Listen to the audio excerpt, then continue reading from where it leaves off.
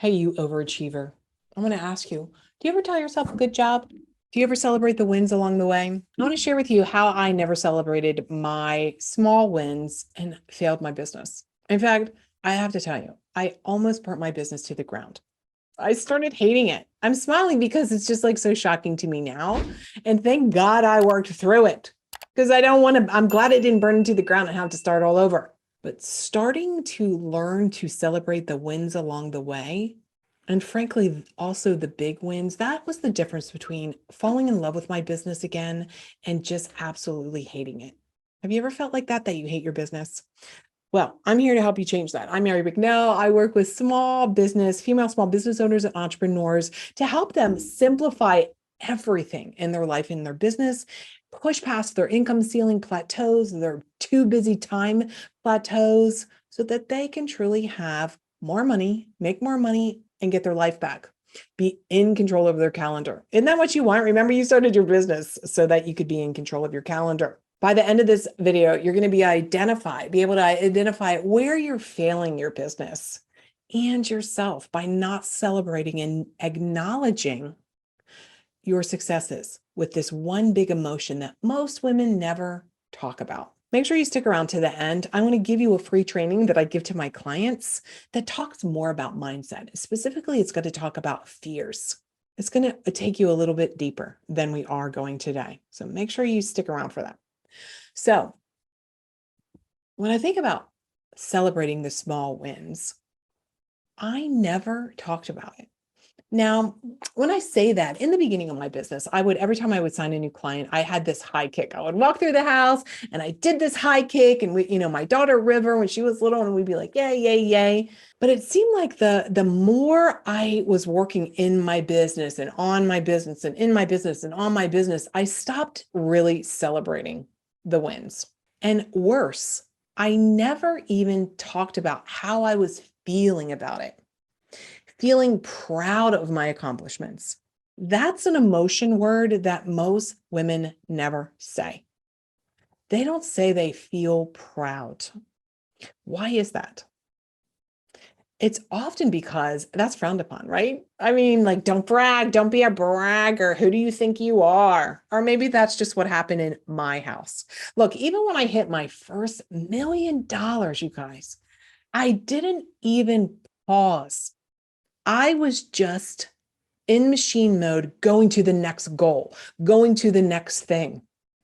And what I soon realized is that led me to such burnout that I truly failed my business. When I say failed my business, here's the switch that I had. You are in relationship with your business. Why is that? Because it's part of you. As a service provider, whatever service that you are offering, it's part of your identity. It's part of who you are. It's part of your thoughts, your actions, your behaviors. It's part of your wisdom and education. It's like all these things. And when I failed to recognize how proud I was for my accomplishments all along the way, I was saying to myself that I don't matter and that my business doesn't matter. And I failed that relationship. Look, if you're like most of my clients, part of the reason that we have a business is not just to make money. It's not just to help people. It's to see what the hell we're made of. Because we know as entrepreneurs, right? We like a challenge. We thrive on that. We love that. And after a while, we get burnout. Look, I was raised in a household that you never celebrated a damn thing. Can you relate to this? Right? It's like you hit a goal, but the goal doesn't even matter. You're on to the next thing. And when I say it doesn't matter, I don't mean from the place of like you've been imagining this amazing goal for so long. You build out your goal poster, you write out your goal every day, you're embodying it, you're feeling it, you're like, hell yeah. And you get there and you're like, yes. I don't mean that it doesn't matter like that. I don't mean that. I mean, like, literally, it doesn't matter. It's like you just let it go. What I call poo-poo it. People and women are so ridiculously good at this. I want us to be terrible at this, right? Well, somebody will say, hey, I love your dress. I love your outfit. I love your perfume. I love your this. I love it. I love your hair. I love you. And what do? We poo-poo it. Oh, it's no big deal. We deflect, right? Oh, it's no big deal. I got it on sale. Oh, I used to say this all the time. Ready? Someone would say, oh my God, I love your hair color. And I'd be like, you can get that hair color too. Good job, Mary. You made $1 million. Oh, anybody can do it if they follow a system. It's just like, holy crap, huh? That's not true. Not everybody can do what I was doing, and not everybody, my friends, can do what you are doing. I was always an overachiever. That's probably you too, right? You always wanted to do better. And probably you were raised in a house where, that wasn't supported. Maybe you were smarter than your parents. I grew up where no one in my family is a millionaire. No one in my family is an entrepreneur. No one in my family has gone to college. No one in my family owns two homes. And if you were in an environment that didn't support your brilliance and your sense of desire to see what the hell you were made of, oh, this is why you got trained to not celebrate. Because if you tried to celebrate, hey, look at what I did, you got shamed. Did you ever experience that? Whether it's your sister or your brother or your parent, who do you think you are? It's not that big of a deal. Don't say anything because you're going to make your sister feel stupid or whatever it is. Now, here's one of the stupid. I'm going to give you an example, and I know you all can relate to this. So I was sitting, my parents, my mother and my stepfather were, when my daughter was little, they came to dinner. So we lived about 2.5 hours. So of course that was a big ass deal, or they made me feel bad that I lived 2.5 hours away. Anyhow, I cooked this roast beef. Well, I don't know about you, but you cook roast beef and either most of the time it's crap. Most of the time it's like you overcook it. So what happened was I cooked this roast beef and it was actually good. And I actually said, oh, this tastes pretty good. And my stepfather looked up. Had his head down, eating, shoveling the food in. And he looked up at me as though I just you know, killed the cat or pooped on the table, or just like the look of disgust in his eyes. That shit sticks with you. So as an adult, as a 41-year-old woman, imagine how many times he gave me that look growing up that just got planted in my subconscious. So I want to ask you, how many times do you hold back celebrating? And here's the more important thing. How many times do you actually have woven into your goals what you're going to do to celebrate? What you're going to actually say to yourself when you accomplish the goal or when you finish the task at the end of the day? Do you have your own back? Are you saying good job? Are you saying high five? Are you saying hell yeah? Or are you just scratching that to-do list off, looking forward to the next day to scratch it off again? I want to help you pause. What I have found is if you train your brain that celebrating is not a big deal, then nothing is ever going to be good enough. So when we train our brain and we use neuroscience, and remember, we have neuroplasticity, our brains can change. You can create a new pathway. So when you celebrate every day positively to yourself, good job with each step, each win along the way, and you actually feel in your body, oh, I feel good. I feel relieved. I feel proud of myself today. You're going to train your brain to seek that pleasure state out. It's going to be like, hey, I want to feel that feeling of goodness again. Great. At the end of the day, scratch the things off your list, sure.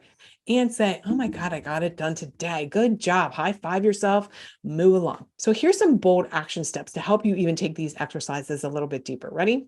I have a process that I work with clients. It's called the 100 successes. And I have them write down, I have a piece of paper or two on their desk and write down 100 successes. Here's what I have found. Most people can get to like 20-ish, 18.